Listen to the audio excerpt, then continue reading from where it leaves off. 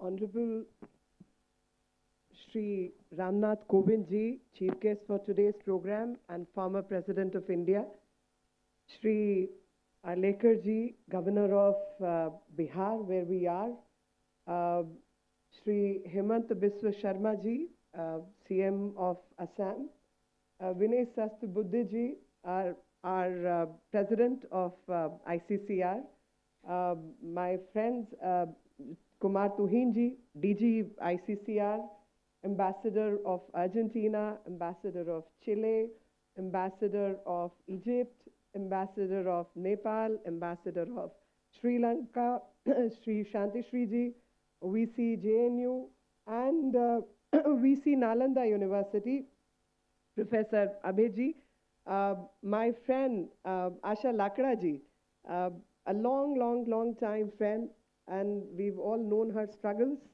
and she is the real example of what empowerment is all about and how women in politics start to work, and especially being a woman who came from the tribal community, and how successful she has been in spite of her personal sacrifices and a lot of challenges that one has gone through. So her story, I would say, is the story of Vaishali Festival of Democracy. Festival of Democracy is about human spirit. It's about living up to certain ideals. It's about sharing and caring for not just yourself, but for the community at large, because in collective wisdom, you see what the existence is all about.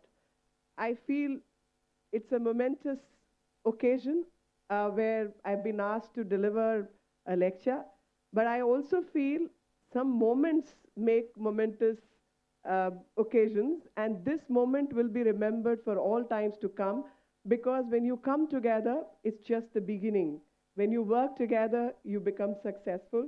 So I'm very sure that all of us will be working together in carrying the idea of democracy. For many who are present here, many who have read the books the way books exist till date, and many a times all the speakers and things which we have heard till now have spoken about how Indian history was not given its due importance due to the imperialistic past that we had, due to many invasions which we suffered, and whole lot of material which got destroyed. But look at the roots of democracy in India, that in spite of destruction, in spite of pillage, in spite of degradation, in spite of disrespectful conduct, whole lot of evidence exists till date. And thus, it is this evidence which I will rely upon. In front of Mr. Kovind, it's very hard to say that Excellency, who's been a lawyer himself, I can only call myself as a student of law. And being a student of law, half the time your arguments are based on evidence. And the evidence could be literal, evidence could be archaeological, evidence could be through word of mouth, evidence could be from folk tales. So I'm going to discuss the evidence today. The evidence about Indian system of democracy comes from the very first text, the very first ideas, or the very first literature which mankind has known. And the literature which mankind has known is called Vedas. Nothing existed before Vedas. I mean, people would have existed. But in terms of literature, a literary value, it is the Vedas which is the ancient most text, not just in India, but in the globe. Now imagine the timeline which people have given it, which I'm sure is far beyond. And at that point in time, 1800 to 2000 BC is the timeline given. And at that point in time, 40 times in Rigved and about 9 times in Atharved, the word Gantantra comes. If Gantantra was not a good method of working, it wouldn't have acquired 40 different times mentioned in Rigved and at 9 different points in Atharved. And that goes to show that the system of democracy existed in Vedic period. And I'm going by the timeline of history. I'll come to Ramayana and Mahabharata, which many people describe as non-existent history. They call it mythology. I'll come to that subsequently. But I'm right now speaking on the history like Vedic period. Vedic period is definitely before Buddhist period. So many evidence people talk about is from Buddhist period, but before Buddhist period existed the Vedic period, and Vedas themselves mentioned about Sabha, Samiti, Sansad as we understand it today. Sabha is assembly, assembly of commoners. Samiti is like upper house, it's the assembly of the elders. And Sansad, which is parliament, is about a mix of the two. And all these words repeatedly come in Vedas. We pass that phase. We pass the phase of Vedas. And next period we come through is pre-Buddhism and post-Buddhism. Many a text talk about the Gantantra, many a text talk about Mahajanpadas, many a text talk about Janapads, many a text talk about Nigams and Pugas, which is a grouping. So from corporation to management is all talked about in the Buddhist period and pre-Buddhist period. And there is evidentiary value to that extent by several forms of literature which exist. And I'll quote some, but before that, I would say that many of my friends, whoever come, are overawed by the diversity that exists in India. Many a times people talk about that how is this possible, that how come so many people live in this country with such diverse conduct, behavior, thoughts. And I would say all this is possible, especially when we deal with young leaders who come in Gen Next programs. And in those discussions, all of them ask that how is this possible in the first place? I said this is because democracy is part of our DNA. Democracy is not something which is imposed on us, but democracy is something with which we live. So there is a certain amount of acceptance. And that acceptance gets to be showcased and in various forms.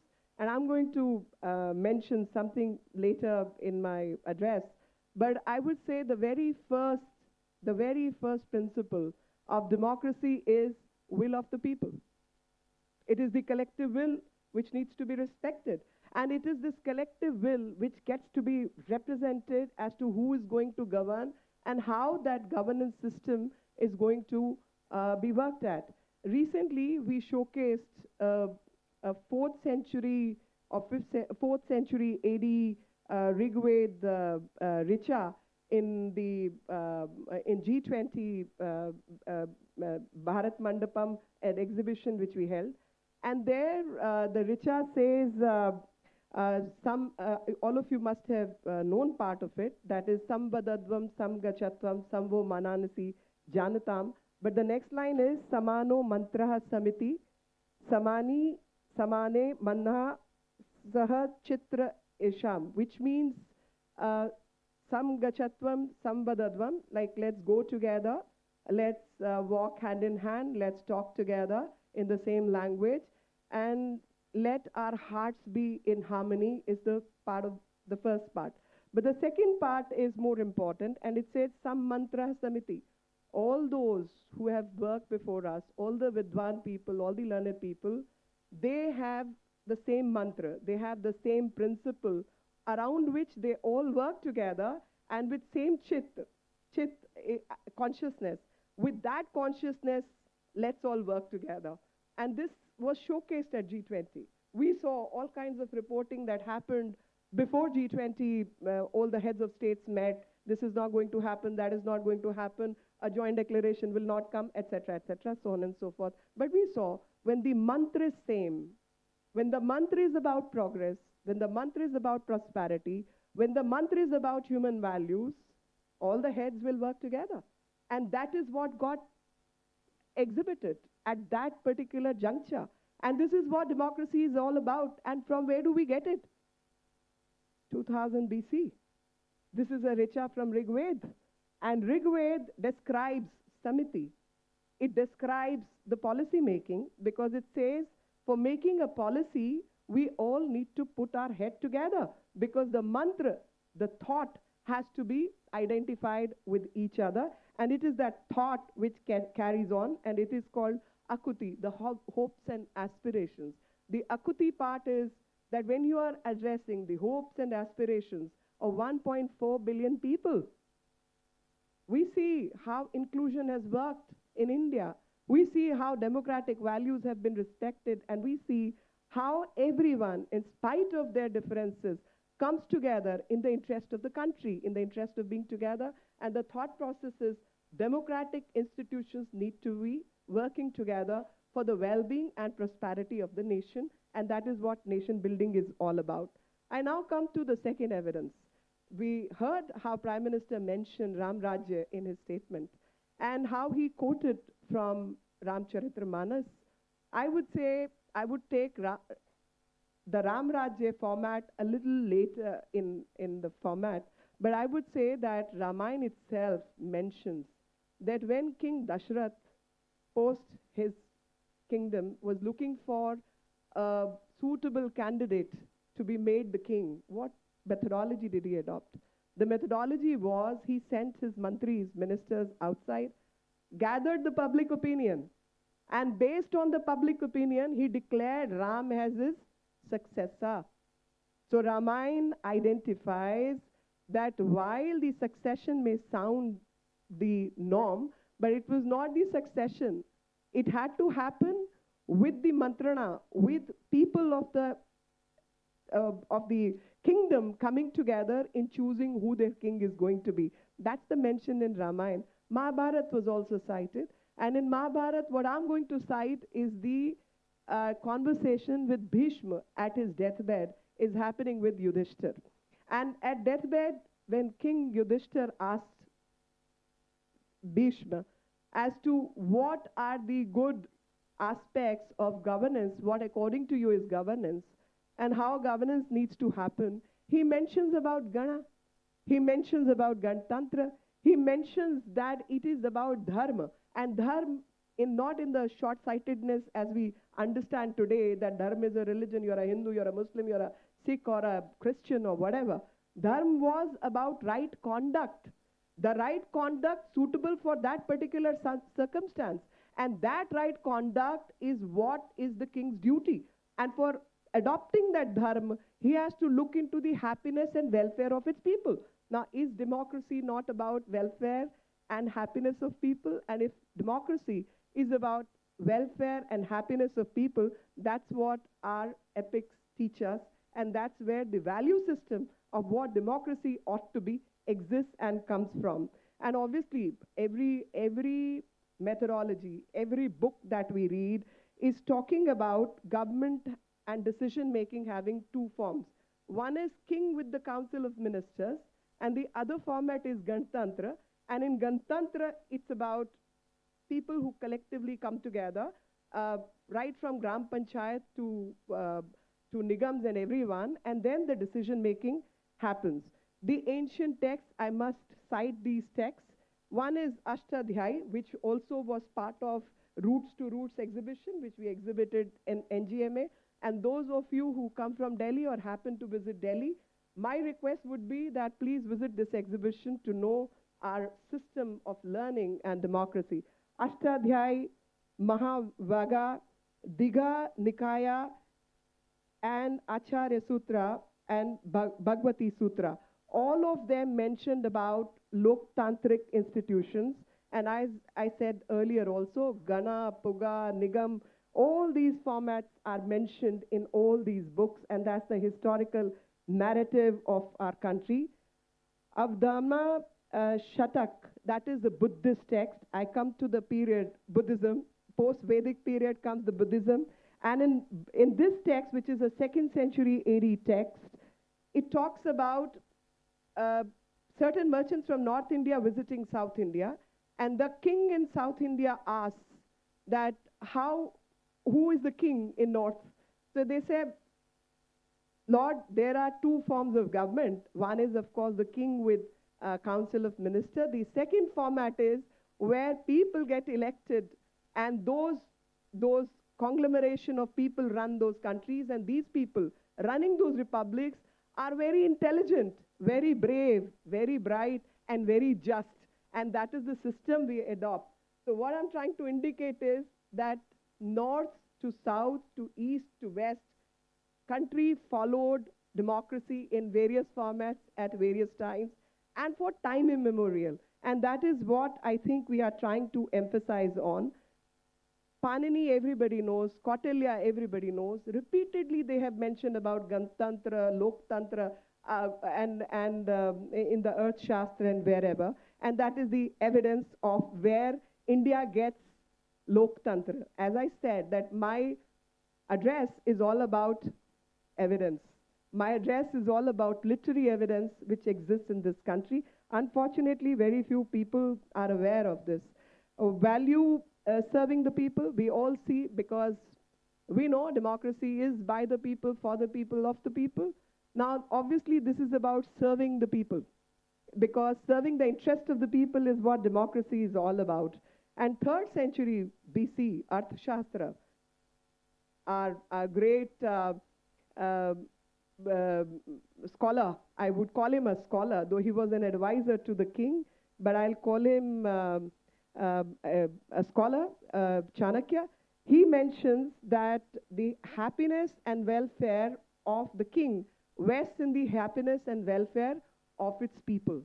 So there again, Ganatantra, how governments were run, how local self-government happened, because subsequently, the 4th century, we see Megasthenes visiting India, and Megasthenes in his writing mentioning that most of the cities and towns were run by self-government, where people got together, voted the people, and these were the people who were running the governance system, and that's what showcases the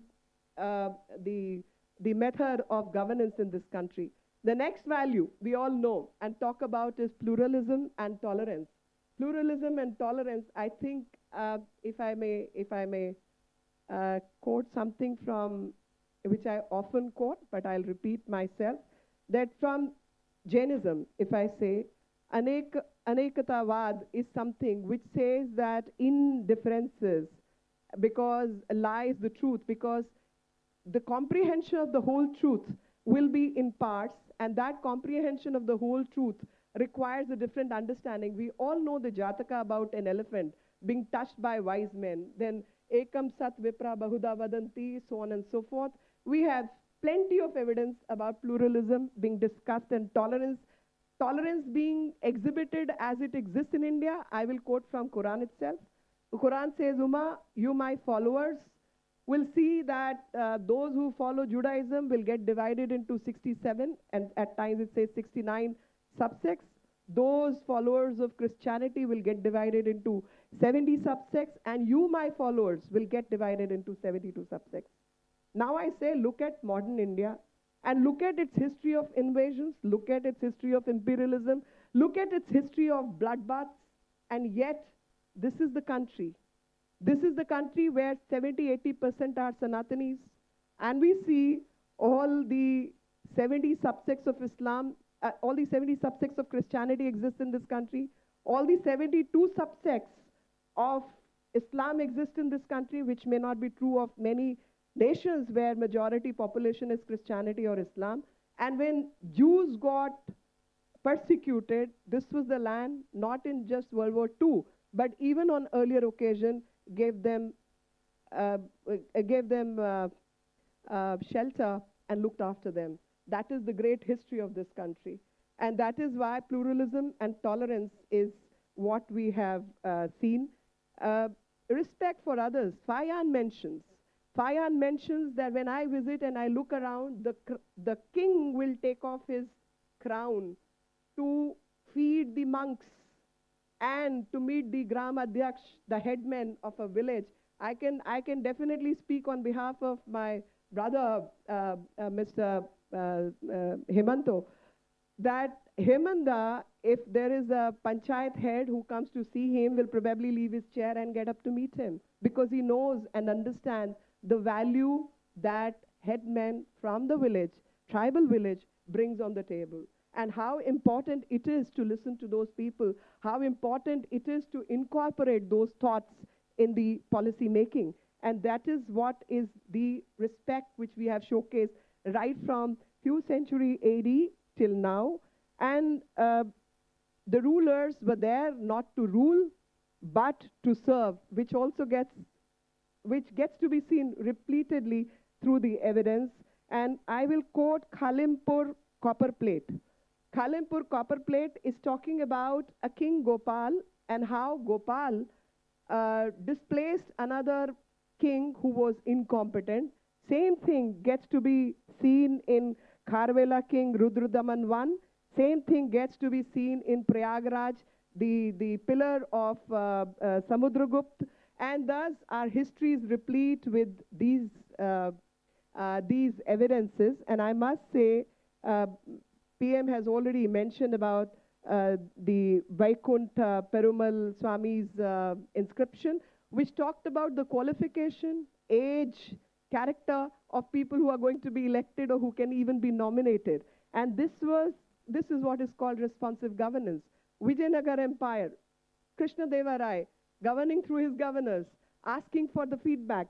So I think when it comes, and again, dividing governance into provinces, nadus, mandalam, nadus, sthalas, and so on and so forth.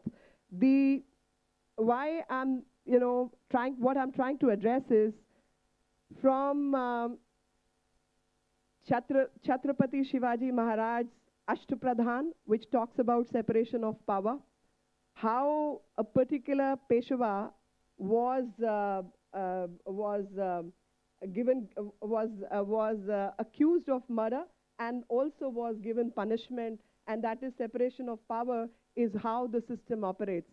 So I would end by saying and by quoting Robert Dahl, which says that for India, democracy is the national spirit, and that national spirit is what we live by.